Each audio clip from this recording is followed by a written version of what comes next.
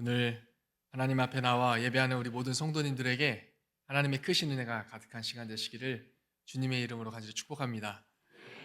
오늘 제가 설교를 하는 이유는 담임 목사님께서 이 사순절이라는 기간 동안에 부목사가 한번 설교를 좀 하는 것도 의미가 있겠다라고 말씀을 하셔서 제가 설교를 하게 되었습니다. 그리고 담임 목사님께서는 지금 이제 교회학교 한 번 더 돌아보신다고 교회학교 예배 다니시면서 격려하고 계십니다. 우리 성도님들도 교회학교 어린이들 늘 기억해 주시고 또 격려해 주시고 기도 많이 해 주시기를 부탁드리겠습니다. 오늘 말씀의 제목은 예수를 따르니라입니다. 우리는 지금 사순절이라는 절기를 보내고 있습니다. 사순절을 보내면서 어떠한 하나님의 말씀을 전해야 할지를 고민하던 중에 예수님을 따르는 일에 초점을 두며 말씀을 묵상해 보았습니다. 그렇게 묵상을 시작하면서 저에게 가장 먼저 떠오르는 사건은 예수님께서 제자들을 부르신 사건이었습니다. 왜냐하면 오늘 본문의 제자들의 모습을 보면서 우리가 믿음 생활을 하며 예수님을 따르는 일에 있어서 필요한 태도를 발견할 수 있기 때문에 그렇습니다. 저희 교회가 올해 사순절을 보내면서 정한 타이틀이 무엇인지 아세요?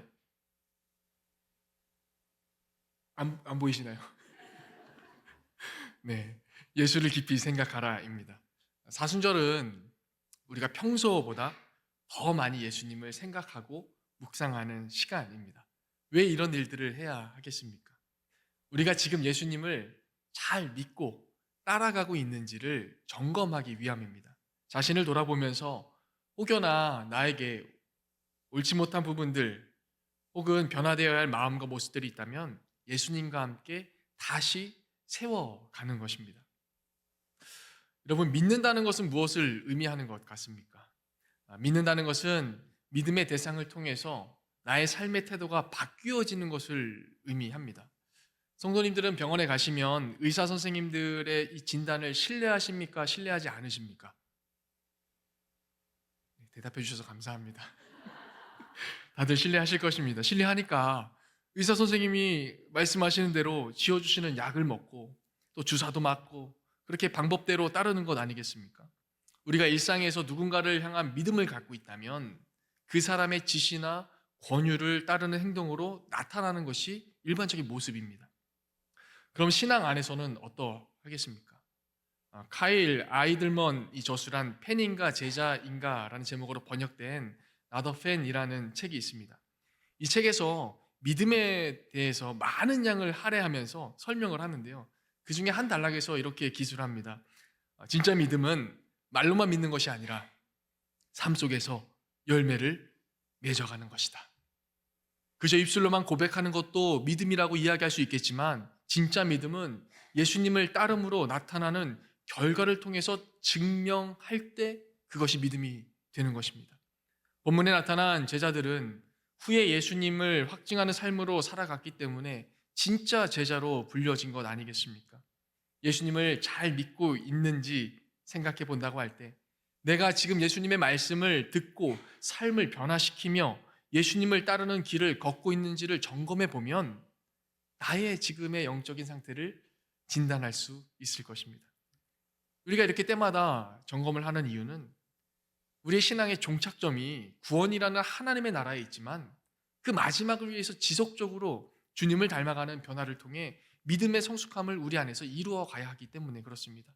오늘 본문에 나타난 베드로와 다른 제자들의 모습을 읽어가면서 예수님을 더 잘 믿고 더 잘 따르는 삶의 변화를 위해서 우리 안에 경험되어져야 할 모습이 무엇이 있는지를 말씀을 통해서 함께 나누도록 하겠습니다.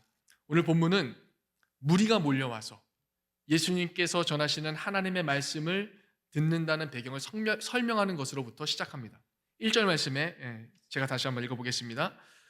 무리가 몰려와서 하나님의 말씀을 들을새 예수는 게네사렛 호숫가에 서서라고 설명해 주고 있습니다. 본문은 베드로 그리고 야고보, 요한을 예수님께서 제자로 부르는 장면을 소개해 주고 있습니다. 그 시작에 무리라는 예수님의 가르침을 듣고자 하는 대상을 등장시킵니다. 많은 무리들이 몰려와서 하나님의 말씀을 듣기를 사모한 것입니다. 저는 이 부분에서 한 가지 사실을 발견할 수 있다고 생각했습니다. 무리도 하나님의 말씀 듣기를 사모할 수 있다는 것입니다. 후에 등장하는 베드로의 모습을 통해서 알 수 있는 사실은 예수님을 따르려는 자들은 하나님의 말씀을 듣기만을 사모하는 자와는 구분된다는 것을 우리에게 보여주고 있습니다. 우리가 하나님의 말씀을 기대하고 듣고자 하는 마음은 참으로 귀하고 소중한 일이지만 그것은 무리들도 할 수 있는 일이라는 것입니다.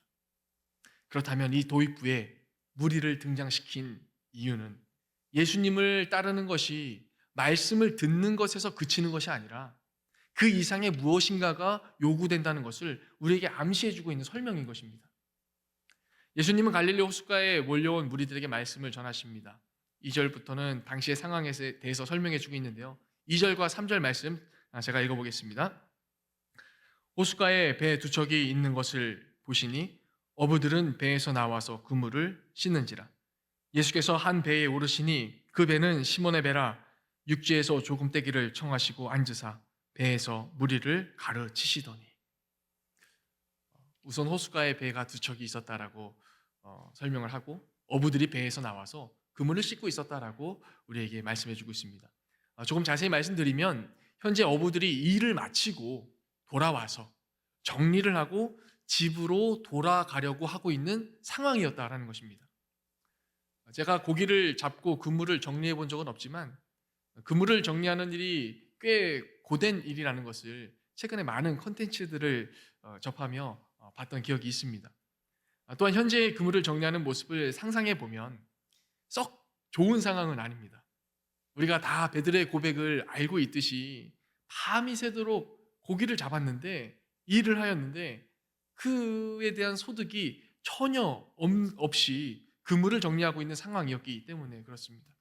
솔직히 허탈하고 귀찮기도 하고 빨리 집에 가서 쉬어야겠다는 마음을 가졌을 것입니다. 그런데 예수님께서 지쳐있던 그들의 배에 오르시고 육지에서 떨어지도록 배를 조금만 띄워달라라고 요청하십니다. 이 요청에 베드로가 순응하게 되고 예수님은 배에서 무리를 가르치십니다. 그리고 말씀하신 후에 오늘의 사건의 중심이 시작이 되는데요. 4절 말씀입니다. 4절 말씀 우리 다 같이 한번 읽어볼까요? 시작. 말씀을 마치시고 시몬에게 이르시되 깊은 데로 가서 그물을 내려 고기를 잡으라. 아멘. 이 말씀을 4절 말씀을 묵상하면서 베드로의 입장에서 생각해 보았습니다. 예수님이 당대에 굉장히 유명한 분이셨고 또 좋은 말씀도 전하시고 또 하나님의 말씀을 전하시는 분인 것은 알겠는데 지금의 요청은 조금 당황스러울 것 같습니다. 말씀을 이제 마치신 후에 집으로 가면 되겠다라고 생각하고 있던 베드로에게 갑자기 깊은 곳으로 다시 가서 그물을 내려 고기를 잡으라라고 말씀하시니 베드로의 입장에서는 너무 황당한 요청인 것입니다. 우리가 흔히 말하는 베드로는 고기 잡는 데 베테랑입니다. 헌데 밤새 고기를 잡지 못하고 돌아와서 이제 그물을 다 씻고 정리까지 마쳐서 피곤한 몸을 이끌고 퇴근을 해야 되는데 이 낚시의 니은자도 모르시는 분이 배를 잠시 빌려달라는 것도 모자라서 깊은 곳으로 다시 가서 그물을 던지라고 해야 하니 어찌해야 할지 사실 베드로 입장에서는 당황할 만한 요청이었던 것은 분명합니다. 그런데 베드로의 반응이 좀 이상합니다. 5절 말씀입니다. 시몬이 대답하여 이르되 선생님 우리들이 밤이 새도록 수고하였으되 잡은 것이 없지만은 말씀에 의지하여 내가 그물을 내리리이다 하고. 여러분 베드로의 이 대답이 이해가 되십니까? 잘 안 되시지 않습니까? 저는 감히 상상을 해보았습니다. 예수님께서 베드로의 이 배에 오르셔서 많은 이들에게 가르침을 주시려고 할 때에 이 베드로에게 배를 띄우기를 요청하셨다고 한다면 분명 베드로는 예수님의 옆자리에 앉아 있었을 것입니다. 자신의 배를 스스로 다루어야 했기 때문에 그렇습니다. 여기서 알 수 있는 사실 한 가지는 예수님께서 그 당시에 어떠한 말씀을 하셨는지에 대해서 성경은 명확하게 기록하고 있지 않지만 베드로는 지금 그 예수님의 바로 옆에서 그 어떤 누구보다도 명확하게 그 가르침을 들었다라는 것입니다. 저는 이 대목에서 베드로의 상식을 벗어나는 답변과 행동에 힌트가 있다라고 추측했습니다. 우리가 흔히 예배 시간에 가장 좋은 자리가 어디라고 하는 줄 아십니까? 잘 안 들리는 것 같습니다. 앞자리라고 보통 이야기하지 않습니까? 그래서 예전에는 앞자리를 금자리다 라고 이야기를 했던 기억도 있습니다. 과거에는 너도 나도 할 것 없이 앞자리에 나오셔서 예배를 드리고자 했었습니다. 그런데 요즘은 일찍 오시는 분들이 너도 나도 다 잘 모르겠지만 저희 교회 이야기는 아닌 것 같습니다. 저도 일부 예배 때 사회를 서고 맨 앞자리에서 말씀을 듣고 기도하는 것과 뒤에 앉아서 예배를 드리는 것은 차이가 좀 있다는 것을 느낍니다. 무엇이 다를까요? 집중도가 다릅니다. 다른 표현으로는 예배를 대하는 태도가 달라집니다. 여러분, 앞자리에 앉으면 내가 원하든 원하지 않든 예배에 집중할 수밖에 없게 되어 있습니다. 그럼 나의 예배의 태도는 당연히 달라지게 될 것이고 하나님께서 주시는 은혜도 그만큼 더 깊이 깨달을 수가 있는 것이죠. 그래서 앞자리를 금자리다라고 과거에는 이야기했던 것입니다. 여러분, 다음 주부터 일찍 오시면 이 앞자리부터 나와서 앉으시기를 주님의 이름으로 권면드립니다. 다들 늦게 오시는 건 아닌지 걱정이 됩니다. 이러한 부분을 고려해서 우리가 생각해 본다면 지금 베드로가 앉았던 자리는 금자리였습니다. 너무도 명확한 예수님의 말씀이 들렸고 또 예수님의 가르침을 들으면서 놀랐을 수도 있습니다. 지금 우리의 표현으로는 은혜를 받은 것입니다. 이러한 상황에서 깊은 데로 가서 다시 그물을 던지라고 하니 베드로가 대답하는 것입니다.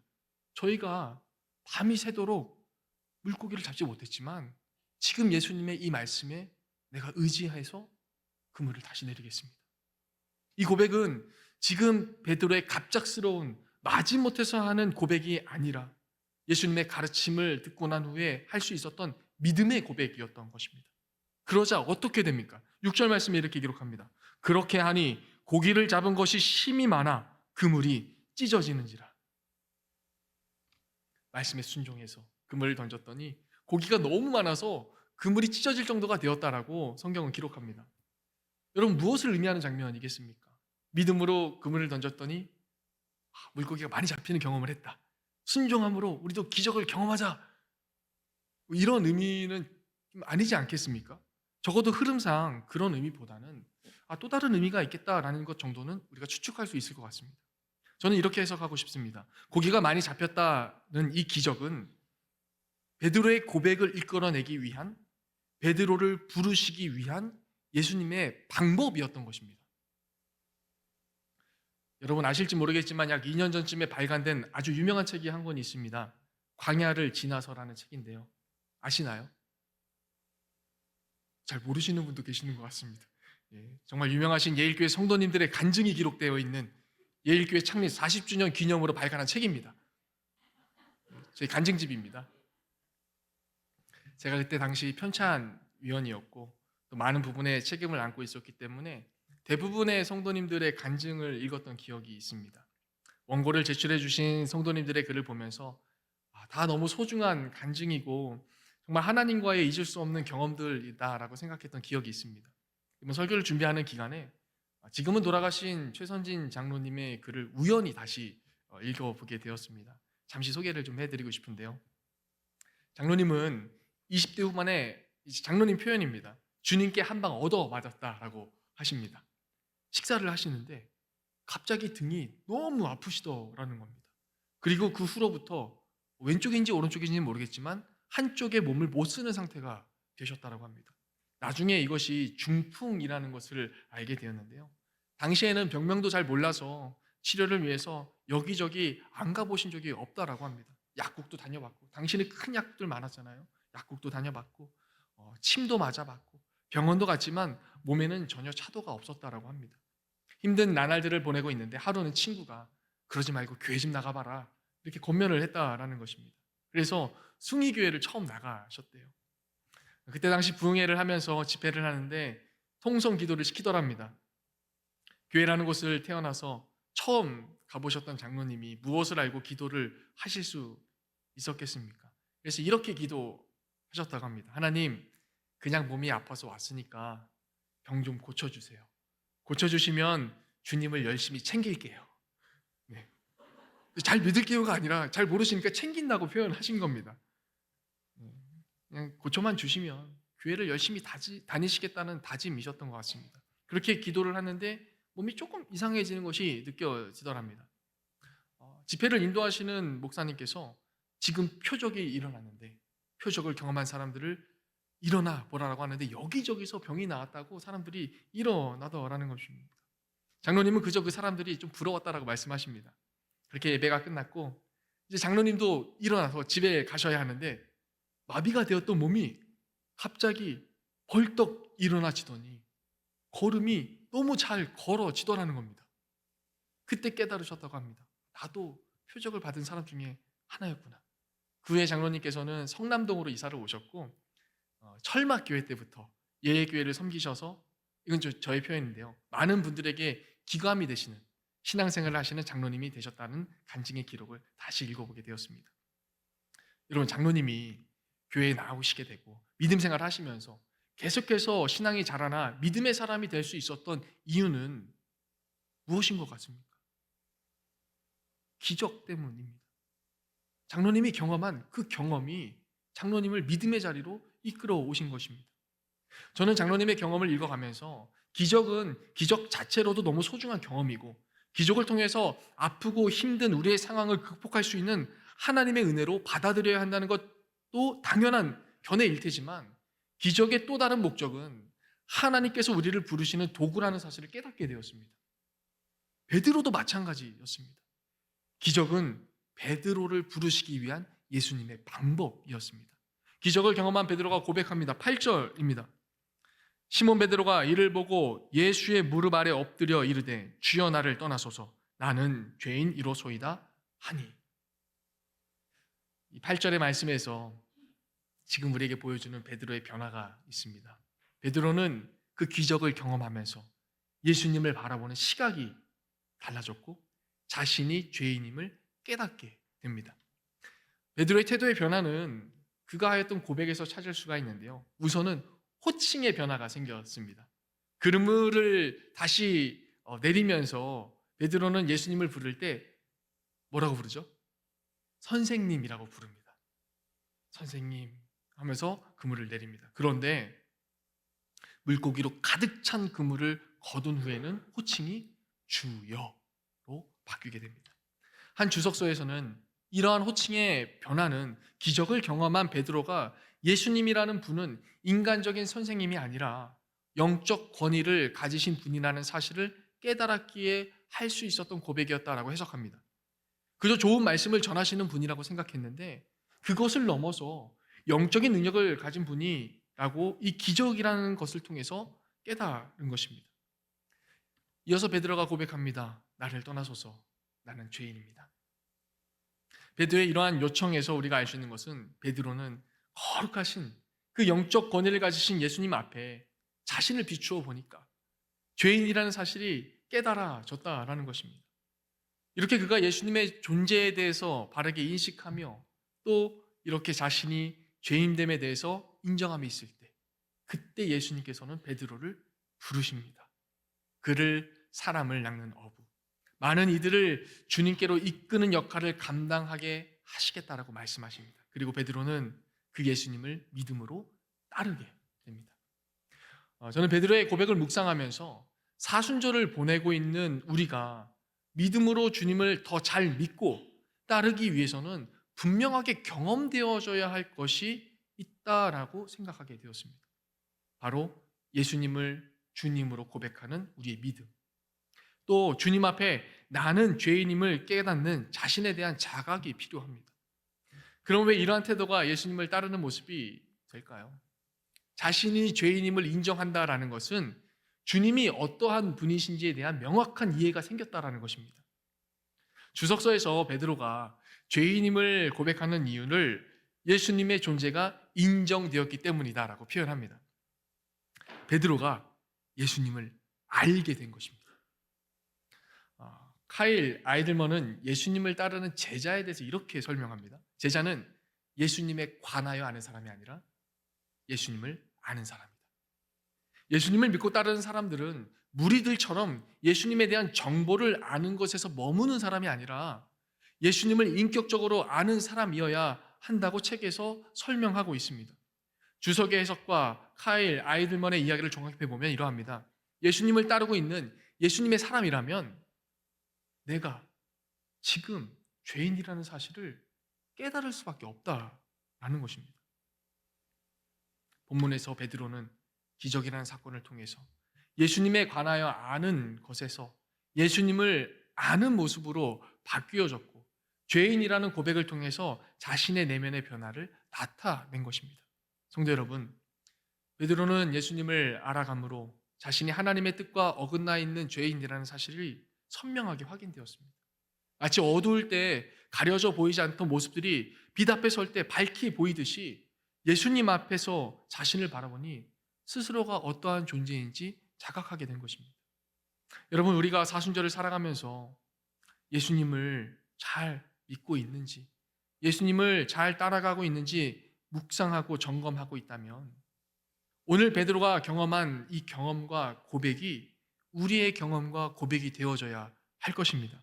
우리도 예수님을 알아감으로 우리 스스로가 죄인이라는 사실을 인식하는 그 길을 걸어야 예수님을 더 잘 믿고 따라갈 수 있게 될 것이기 때문입니다. 우리 모든 성도님들이 베드로와 같이 예수님이 어떠한 분인지 분명하게 알아가는 믿음 생활하시고 우리 안에 잔존하는 죄의 모습을 깨닫고 죄로부터 돌이키시는 변화의 삶을 살아가셔서 주님을 따르는 길에 동참하시는 저와 여러분들 되시기를 간절히 소망합니다. 예수님을 따르는 믿음의 사람이 되기 위해서 두 번째 해야 할 일이 있습니다. 익숙함에서 떠나는 일입니다. 11절 말씀인데요. 우리 다 같이 한번 읽어보겠습니다. 시작. 그들이 배들을 육지에 대고 모든 것을 버려두고 예수를 따르니라. 아멘. 이 부분은 마가복음에서는 야고보와 요한이 아버지를 두고 떠났다라고 표현합니다. 여기서 아버지를 두고 떠났다고 하는 것, 모든 것을 버려두고 예수를 따랐다고 하는 말씀에서 중요한 부분은 떠나는 대상이 무엇을 의미하는가입니다. 스탠리 하워스가 저술한 그리스도가 만드신 차이라는 책에서 이렇게 설명을 합니다. 예수님을 따르려면 자신이 죄인임을 인식하고 앞서 말씀드린 부분이죠. 익숙한 것에서 떠나 제자도를 훈련받아야 한다.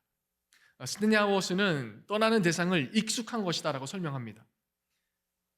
예수님을 믿고 따르는 제자가 된다는 것은 순간적인 감정과 결단으로 이루어지는 것은 아닙니다. 익숙한 것으로부터 떠나 제자로 훈련받아야 가능한 일입니다.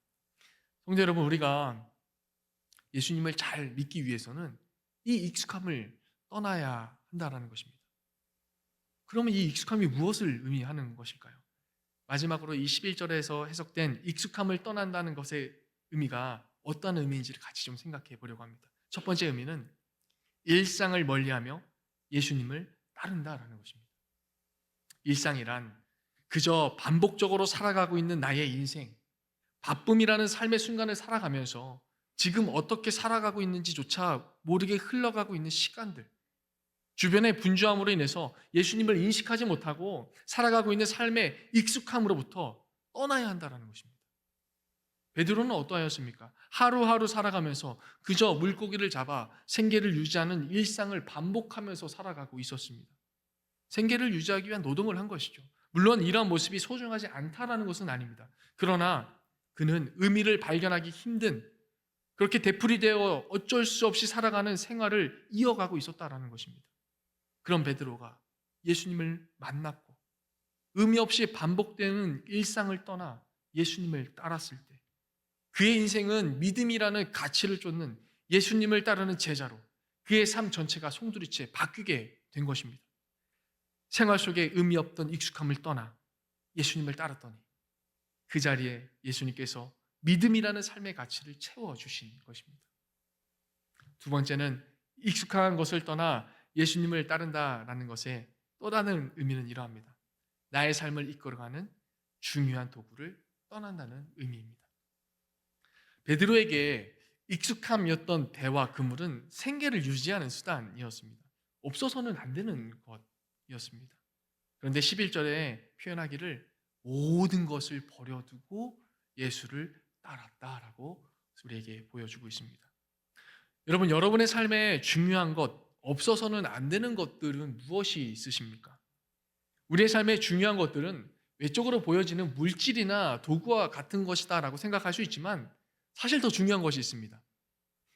우리의 삶을 지탱해 주는 것은 각자가 갖고 있는 생각의 틀, 다른 말로 하면 살아오면서 형성해 온 나의 가치관, 나의 삶의 기준, 그동안의 경험을 통해서 굳어진 자신의 신념입니다. 우리가 다 이런 것들을 붙들며 지금 살아가고 있다는 것입니다. 지금 베드로는 어떠합니까? 예수님을 따르기 위해서 지금까지 자신의 삶에서 중심으로 삼아왔던 모든 것들을 내려놓은 것입니다. 특별히 베드로가 예수님께서 앞서 말씀해서 정리한 그물을 다시 내리라는 행위를 예수님께서 말씀하시고 그리고 다시 내리는 그 행위를 통해서 베드로가 우리에게 보여준 모습이 무엇이겠습니까? 그동안 쌓아왔던 자신의 경험을 예수님 앞에서 버린 것입니다. 자신의 신념을 내려놓은 것입니다. 자신의 삶에 소중했던 것이 더 소중한 가치를 발견하게 되니까 이전의 소중함이 덜 중요하게 된 것입니다. 그렇게 베드로가 더 소중한 예수님 앞에서 자신의 소중한 그물이라는 삶의 익숙함을 버리고 예수님을 따랐을 때 예수님께서는 그가 이전에 줬던 삶의 가치관과는 완벽하게 다른 삶으로 이끌어 주셨고 이전에는 물고기를 잡고 생계를 유지하는 것만을 중요하게 여기며 살아왔던 그를 더 소중한 일인 사람을 취하는 전도자의 삶으로 변화시켜 주신 것입니다. 그 인생이 전적으로 주님을 믿고 따르는 자리로 탈바꿈하게 된 것이죠. 그의 삶의 중요한 것들을 내려놓았더니 예수님께서는 주님을 따르는 고귀한 자리로 삶을 변화시켜 주신 것입니다. 그럼 베드로가 이러한 익숙함에서 떠날 수 있었던 이유는 무엇일까요? 베드로의 용기 있는 결단 때문입니다. 예수님의 말씀 앞에서 예수님께서 보여주신 그 소중함 앞에서 예수님을 따르고자 했던 순종을 위한 용기가 그를 변화의 자리로 이끌어갔던 것입니다. 성도 여러분, 우리가 익숙함을 떠나서 주님을 따르기 위해서는 용기와 결단이 필요합니다. 물론 우리의 결심이 지속적이지 않을 수는 있지만 우리의 순종이 있을 때 예수님은 우리를 베드로와 같이 주님을 따라가는 삶으로 변화시켜 주실 것입니다. 우리 모든 성도님들도 말씀에 등장하는 베드로와 같이 익숙한 자리에서 떠나 예수님을 따라가는, 예수님을 더 잘 믿어가는 믿음의 성도님들 되시기를 간절히 소망합니다. 말씀을 정리하겠습니다. 전체의 사건의 흐름으로 본다면 무리로 시작해서 예수님을 따르는 제자의 길로 오늘의 말씀이 마무리가 되어집니다. 무리와 제자의 차이, 무리와 예수님을 따르는 사람의 차이가 오늘의 사건 안에서 나타난 것입니다. 다른 표현으로는 말로만 믿는다고 하는 이들과 진정으로 예수님을 따르는 사람이 구분되어서 표현된 것입니다. 그 기준은 예수님 앞에서 자신이 죄인임을 직시하는 믿음의 태도와 익숙함에서 떠나고자 하는 결단입니다. 베드로는 결국엔 자신이 죄인임을 깨달았고 익숙했던 소중한 것으로부터 떠나 예수님을 따르는 삶을 살아가게 된 것입니다.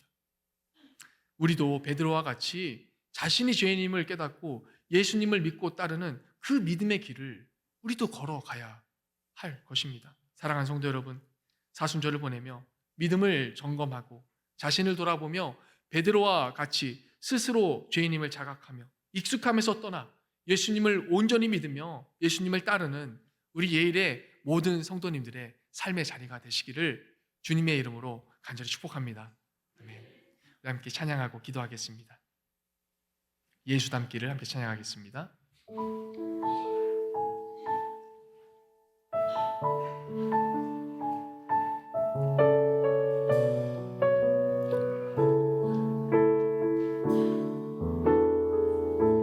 이렇게 고백합시다. 내 삶의 소망, 내 삶의 소망,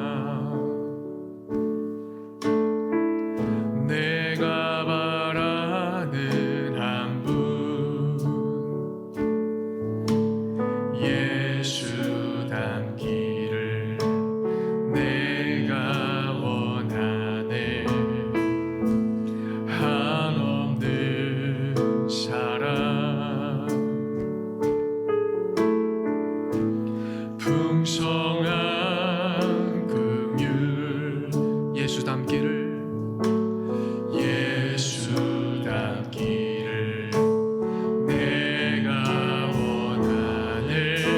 예수 닮기를 예수 닮기를 예수 보기를 예수만 높이길 내가 원하네 내 평생 소원 예수 닮기를 예수만 닮기를 내가 원하네.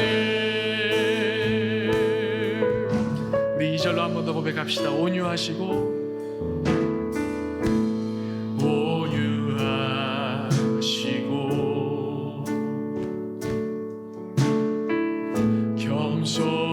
겸손하신 성품 예수 닮기를 내가 원하네. 자비하시고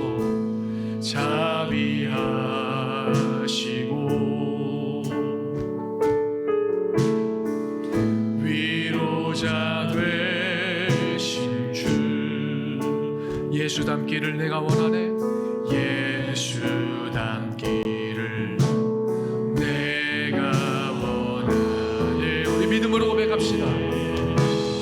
예수 닮기를 예수 보기를 예수만 높이길 내가 원하네 내 평생 소원 예수 닮기를 예수만 닮기를. 우리가 예수님을 따르기는 마음으로 따르길 원하는 마음으로 한 번 더 고백합시다. 예수 닮기를 예수 닮기를 예수 보기를 예수만 높이길 내가 원하네 내 평생 소원 예수 닮기를 예수만 닮기를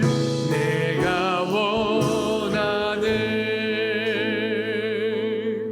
아멘. 성도 여러분, 사순절은 내가 지금 주님을 잘 믿고 있는지를 스스로 점검하는 기간입니다.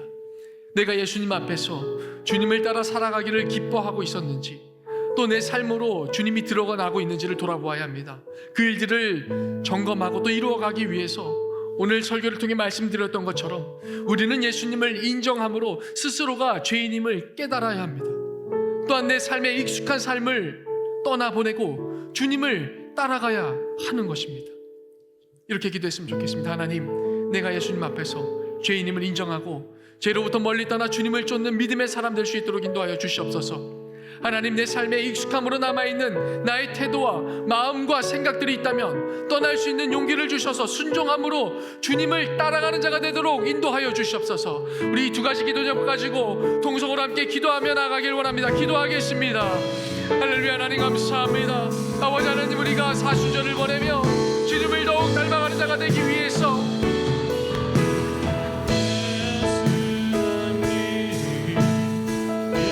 하나님의 말씀을 듣고 아버지 하나님, 우리가 깨닫습니다. 하나님, 우리가 주님을 믿고 따르는 자가 되기 위해서 우리가 죄인임을 먼저 자각하는 믿음의 태도를 허락하여 주시옵소서. 예수님을 알아감으로, 예수님을 만남으로, 예수님께서 허락하신 기적을 경험함으로 내가 죄인이라는 사실을 깨달아 알아 살아가는 자 될 수 있도록 인도하여 주시옵소서. 또 아버지 하나님, 베드로와 다른 주제자가 아버지 익숙한 것에서 떠나서 주님을 따랐던 것처럼 아버지 하나님, 우리도 아버지 우리의 익숙함으로부터 떠나 일상으로부터 떠나 내가 소중하게 여기는 것들로부터 떠나 주님을 따라가는 그 믿음의 길을 걸어가는 하나님의 사람 될 수 있도록 인도하여 주시옵소서. 이 사순절이 그러한 우리 믿음을 점검하며 우리가 더욱더 주님을 따르기에, 주님을 닮아가기에, 주님을 온전히 섬기기에 합당한 모습으로 세워져가는 기간 되길 원하오니 아버지 하나님, 각자 성도님의 삶의 자리 가운데 함께하여 주시기를 소원합니다.